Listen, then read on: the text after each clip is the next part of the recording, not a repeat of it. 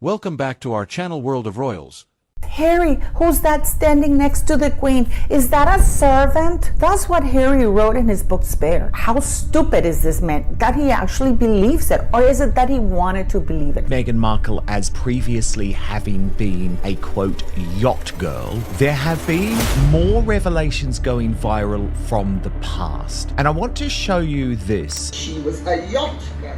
That's right. It's mentioned in the book. Meghan used to entertain as a yacht girl. Somewhere in Montecito, California, a woman who spent years Britain's former Prince Andrew. The reports are that Prince Andrew, the former Prince Andrew, has been arrested. Carefully shaping and guarding her public story, may have just realized something deeply unsettling is beginning to unfold around Meghan, this is historic. There has not been a crisis like this in 90 years. her life. For years, the past felt distant, manageable, and carefully contained behind polished interviews, curated appearances, and controlled narratives designed to present clarity instead of complexity. But distance can collapse quickly when information once... Whoa, okay. The House and Habit bombshell investigation into Meghan Markle is close to dropping. scattered across time and memory begins gathering inside one place under official scrutiny. Because far away in a quiet interrogation room lit by sterile fluorescent light, A man called Kevin Blatt. Now, he is a celebrity tape broker, ladies, where he describes a 2018 call from a woman claiming to possess a 4-year-old tape of a Meghan who is about to marry a prince. Her name is Meghan, and she's about to marry a prince in England. No. What? Yeah, this story's not true, too. It is true. I believe this is Meghan. a man who once moved easily through corridors of immense privilege now sits across from it. This is Karina Shuliak, Epstein's girlfriend. And the only times she traveled and went anywhere was with him. And guess who's on the other end with her Panama hat? Investigators. He no longer occupies the center of ceremonial power or inherited authority that once shielded him from ordinary consequence and scrutiny. And with that loss of insulation comes a different kind of silence, heavier, more revealing, and far more dangerous. We really never thought we'd see anything like this. There are currently 2 teams of police on the King's estate searching the King's property. This is no longer simply a story about public scandal or royal embarrassment circulating through headlines and television debate. The real question now moves beneath spectacle into the deeper territory. Investigators always study patterns, memory, access, and knowledge. What does Prince Andrew know, and how much of that knowledge exists preserved inside devices, records, and communications? I certainly think, this guy, Andrew, what he's done to this family is absolutely appalling, isn't it? Yes, yes. Authorities did not conduct a narrow search focused only on one allegation or limited time frame. They executed sweeping examinations across residences' storage systems, archives, and personal collections accumulated across decades of private life. Phones, laptops, encrypted drives, correspondence, travel records, contact lists, invitations, schedules, and fragments of conversations, once thought ordinary. Investigators were not searching only for isolated evidence. They were constructing context, mapping relations. And I wonder if Prince Andrew's going to come out and say, hey, Harry, I did your wife quite a few times on yachts before you got... relationships across time, proximity, and repetition. Because investigations of this scale rarely reveal meaning through single discoveries, they reveal structure through accumulation. She'd been a Deal or No Deal girl. She was calling herself a model, and she was starring in a show Suits. She used to charge almost $30,000 per trip, which is why she was making good money. It wasn't on Suits, it was on her yachting trips. And connection. Every message links to a sender and a receiver. Every contact appears within wider networks. Every network exists within specific moments, locations, and shared environments that leave measurable traces. When these traces align across years, investigators begin reconstructing patterns once invisible to Meghan Markle was known as a hardcore yacht partying person, ready for anything. Public attention. Long before royal ceremonies, global fascination, and historic wedding broadcasts, Meghan Markle navigated a far more competitive professional landscape. Television auditions, modeling opportunities, brand events, and networking spaces formed the daily architecture of ambition. In industries where opportunity is scarce and visibility Meghan Markle hardly spent any time at Northwestern University. unpredictable relationships become the most valuable form of capital. Introductions' open doors presence creates momentum, and proximity often determines which rooms remain permanently closed. Beyond red carpets, interviews, and public appearances, another quieter world operates through invitation rather than visibility. Private gatherings, exclusive environments, and carefully Many things in Meghan's past, I think, are patchy at best. And she is going to be worried about this because, again, the mainstream media have not reported on the fact Meghan Markle was friends with Jeffrey Epstein's girlfriend. Controlled guest lists define spaces where influence circulates discreetly. In these environments, reputation often depends not solely on talent, but on access, introduction, and trust. For years, researchers quietly observed movements, compared timelines, and assembled fragments that suggested larger underlying structures. Now, with decades of records centralized under legal authority, those fragments may finally converge. When scattered information gathers into one secured repository coincidence. Jessica Reed-Krause writes, I have all the scrubbed info. Soho, Epstein connections. Now that is clearly a reference to Soho House. Photos and mistreated staff as meaning anonymous sources detailing what it's like to work for her. Can begin resembling design. And design is what investigators understand best: patterns built slowly, patiently across years of accumulated detail. The moment when data aligns across people, places, and time is the moment uncertainty begins transforming into measurable structure.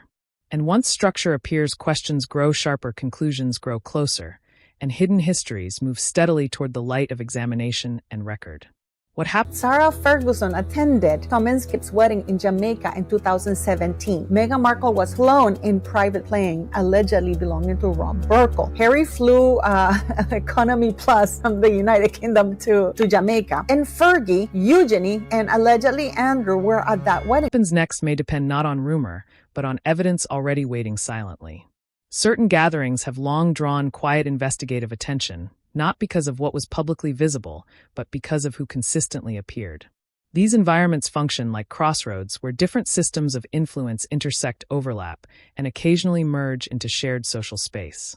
Celebrity visibility, financial power, political proximity, corporate authority, and private elite networks all circulate within carefully managed boundaries.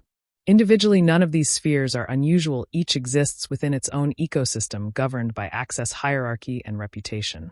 But when the same individuals appear repeatedly across multiple circles, separated by geography, industry, and purpose path. This is what Meghan has been doing. She's a piece of Klingon, like she clings to somebody who can get her there. So Meghan manages to befriend one person of a very popular group, and then that person introduces her to the others. And because she's being brought in by somebody they trust, she's welcomed in. Patterns begin forming. Patterns invite questions because repetition suggests structure, and structure implies facilitation, intention, or shared gateways. Entry into ultra-exclusive environments rarely happens spontaneously. Access is typically arranged, introduced, and endorsed by someone already trusted. Invitations travel along existing lines of familiarity, credibility, and social verification, ensuring that presence reflects acceptance. This does not automatically imply wrongdoing, but it does indicate organization, guidance, and deliberate connection. Movement within such environments leaves subtle, but measurable traces: introductions, repeated encounters, shared events, overlapping timelines. Observers studying social mobility often ask the Virginia Giuffre book, Prince Andrew believed it was his birthright to have sex with me. It's a horrible, horrible quote. It shows just how entitled this man really was to these things. Ask one persistent question: how does rapid elevation into rare spaces occur? Transitions of that speed are rarely accidental. They are cultivated, supported, and sometimes strategically accelerated.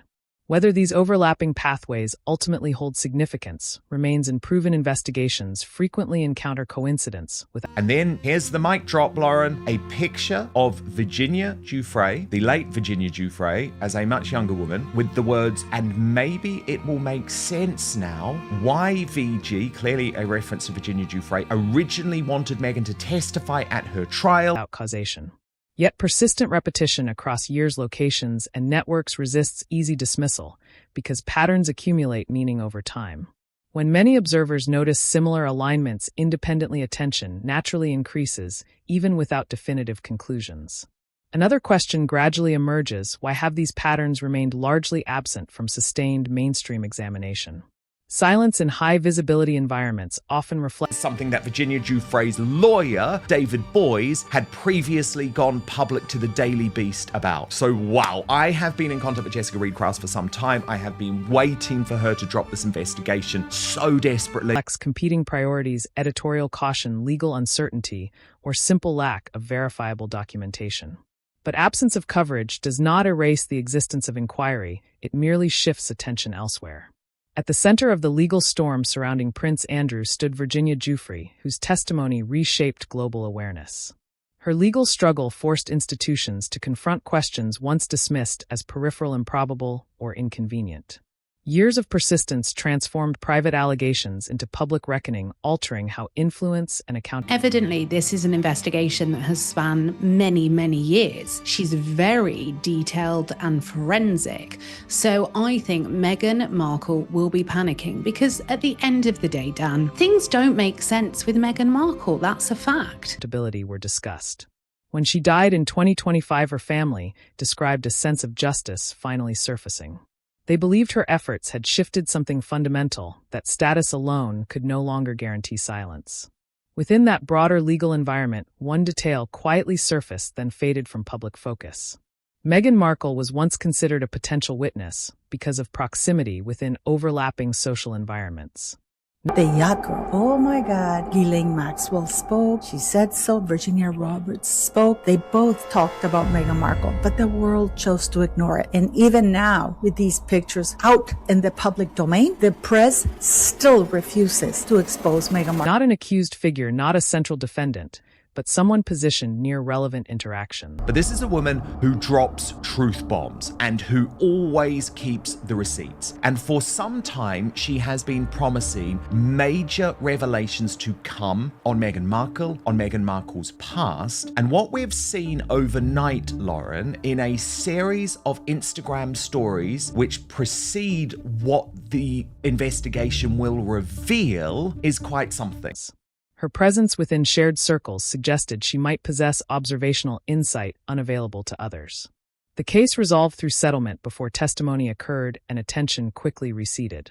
No prolonged questioning, no extended public analysis, no definitive clarification. In matters of such magnitude, silence can itself become notable because unanswered questions rarely vanish entirely. They linger beneath conversation, waiting for new developments. Because there have been so many questions about her past for some time, so many suggestions. Was she operating as a yacht girl? How was she making her money? How was she traveling around the world? Maybe we're going to get some of those answers from House inhabitants. To restore relevance and urgency. Now unfolding investigative momentum appears to be creating precisely that renewed moment. Information once dispersed across separate sources may soon be evaluated collectively under structured legal review. When fragments converge, interpretation becomes clearer, relationships become measurable, and speculation confronts verification. Whether conclusions confirm or contradict expectations, the process itself marks a decisive turning point in understanding how influence and proximity truly operated within these intersecting worlds.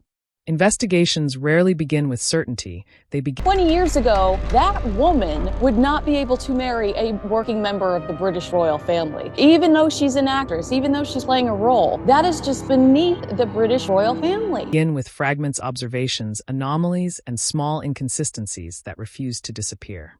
Over time, those fragments accumulate, forming provisional timelines that investigators test, revise, expand, and sometimes completely reconstruct. For nearly 8 years, independent researchers have been assembling such timelines around overlapping social movements. They compared travel dates, cross-referenced public appearances, examined archived images, and identified digital traces later erased.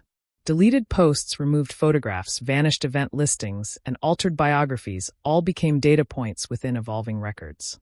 None of these elements alone formed conclusive evidence, but together they created patterns worthy of sustained observation. Prince Harry really seems fired up about is this incident where he allegedly punches Prince Andrew at a family gathering because he overhears something Prince Andrew said behind his back. This is unrelated to Meghan Markle, and I think that I've seen that get mixed up a couple of times. Yes, it has. That's one of the problems. Because confuse the two dates.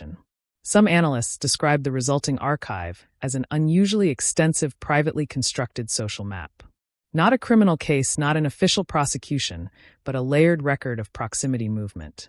Much of everything happened because of Fergie. Meghan Markle was introduced by Sarah Ferguson to Prince Harry. this information existed for years in informational limbo, circulated quietly, rarely reaching public confirmation. Without centralized verification, it remained context rather than documented narrative speculation, rather than established conclusion. But an arrest transforms informational landscapes because material once dispersed becomes physical. Many people in this world are lost. It's excruciating to live with past mistakes. It is so difficult. I always would like to change so many things in my past, but I can't. I've got to move forward, and it's very difficult to go back over them. Physically centralized. When investigators seize decades of communications, fragmented timelines suddenly intersect with documented records. Messages align with travel schedules, contacts align with event attendance, and recollection meets documentation. This alignment does not guarantee dramatic revelation, but it enables objective comparison. Speculation can then be measured against verifiable data and either strengthened or dismissed. That possibility of direct comparison defines the significance of the present moment. Because once information enters formal evidentiary review, its status changes fundamentally.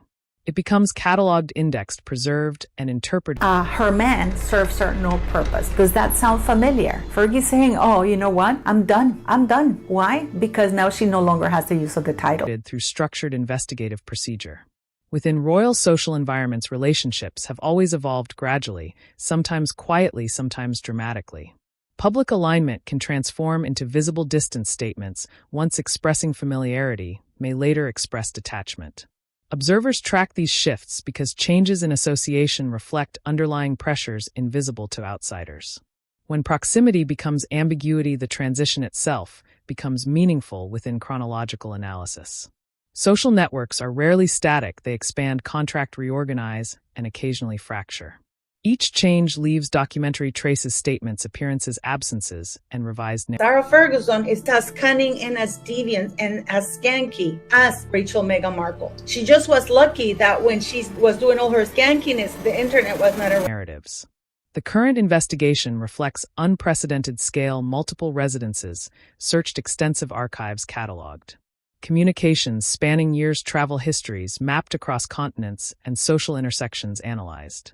Investigators are not examining a single thread, they are examining an entire interconnected structure. When entire structures undergo scrutiny, seemingly minor links can acquire unexpected importance. Connections once considered incidental may become significant simply because they exist within larger verified patterns. For years, the broader story remained conceptual, an outline awaiting confirmation. Now some believe confirmation. This is what we needed, Dan. You know, the news agenda has aged me rapidly. Like, this is what we need to see. We need to see some investigations into Meghan. May finally become possible through systematic comparison. Data collected independently can now be tested against material gathered through legal authority. Timelines constructed from observation can be measured against documented communication. Images preserved privately can be evaluated alongside verified travel records. When multiple sources converge, analytical certainty increases even if conclusions remain cautious. Investigative work proceeds not through dramatic leaps, but through incremental verification. Each confirmation strengthens structural understanding, each contradiction refines interpretation. The process is methodical, deliberate, and resistant to speculation. What ultimately emerges may differ from public expectation. The privacy laws are pretty strong here, and that's what she used as a weapon at the time. So there were quite a few things about her personal life. I'll work them into another book, I think. Oh my goodness, Tom Bauer. I love that deep tease right there. That's something that we can look forward to. But whatever appears will be grounded in documented relation. That transition from rumor to record marks one of the most significant shifts any long-running controversy can experience. Because once evidence organizes history, narrative no longer floats freely, it becomes anchored to traceable fact and measured context for future examination by those empowered to. The weight of an investigation is not determined only by evidence collected, but by the position of the individual at its center. Prince Andrew once existed within layers of institutional protection, social insulation, and ceremonial authority. Those layers shaped expectations about consequence, accountability, and public exposure.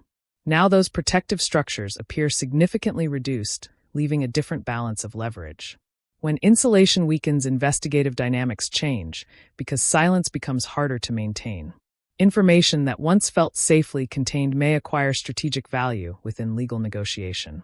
This transformation is not speculation, it reflects common investigative psychology.